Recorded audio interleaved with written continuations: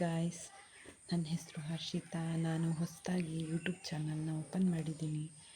ಎಲ್ಲರೂ ನಮ್ಮ ಚಾನಲ್ಗೆ ಸಬ್ಸ್ಕ್ರೈಬ್ ಆಗಿ, ಲೈಕ್ ಮಾಡಿ, ಶೇರ್ ಮಾಡಿ, ಸಪೋರ್ಟ್ ಮಾಡಿ.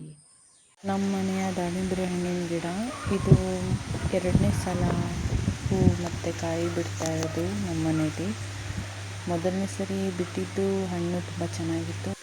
ಹೂವು ಅಂತ ಗೊತ್ತಿಲ್ಲ, ಆದರೆ ದೇವ್ರ ಪೂಜೆಗೆ ಇದನ್ನು ಯೂಸ್ ಮಾಡ್ತಾರೆ. ಇನ್ನೊಂದು ನಿತ್ಯ ಪುಷ್ಪ ಗಿಡ. ಇದು ನಮ್ಮ ಮನೇಲಿ 2 ಥರ ಕಲರ್ ಹೂ ಇದೆ, ಒಂದು ವೈಟು ಒಂದು ಪಿಂಕು. ಮರದಲ್ಲಿ ತುಂಬ ಕಾಯಿಗಳಾಗಿತ್ತು. ಈಗ ಅಪ್ಪ ಸ್ವಲ್ಪ ಕಾಯಿಗಳನ್ನ ಕುಯ್ದು ಹಣ್ಣಿಗೆ ಹಾಕಿದ್ದಾರೆ. ಇನ್ನು ಸ್ವಲ್ಪ ಹಣ್ಣುಗಳು ಎಲ್ಲ ಮರದಲ್ಲೇ ಇದ್ದಾವೆ.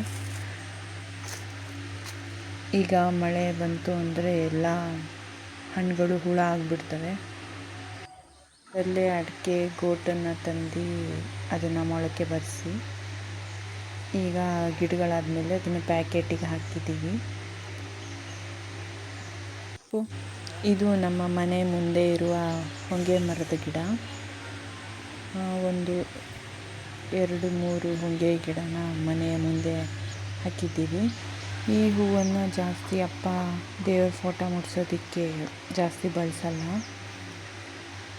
ಆದರೂ ಒಂಥರ ನೋಡೋಕ್ಕೆ ಚೆನ್ನಾಗಿದೆ ಅಲ್ವಾ ಗಾಯ್ಸ್.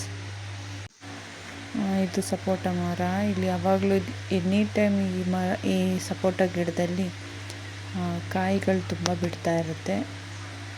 ಹಣ್ಣು ತುಂಬ ಸ್ವೀಟಾಗಿದೆ, ತುಂಬ ಚೆನ್ನಾಗಿದೆ.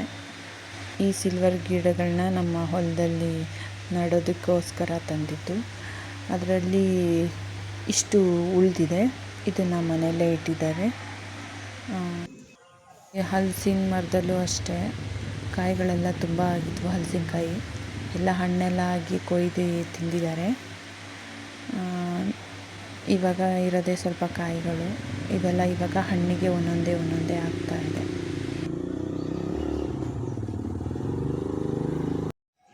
ಈ ಹೂವನ್ನು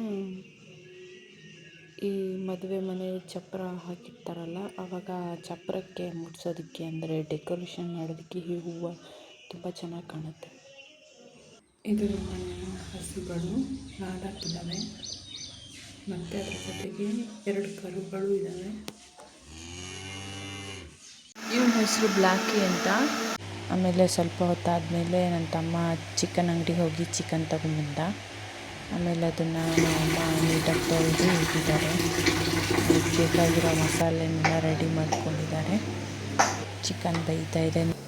ಫೈನಲಿ ಚಿಕನ್ ರೆಡಿ ಆಯಿತು. ಓಕೆ ಫ್ರೆಂಡ್ಸ್, ಇವತ್ತಿಗೆ ವಿಡಿಯೋನ ಎಂಡ್ ಮಾಡ್ತಾಯಿದ್ದೀನಿ. ನೆಕ್ಸ್ಟ್ ವಿಡಿಯೋದಲ್ಲಿ ಸಿಗೋಣ. ಬಾಯ್.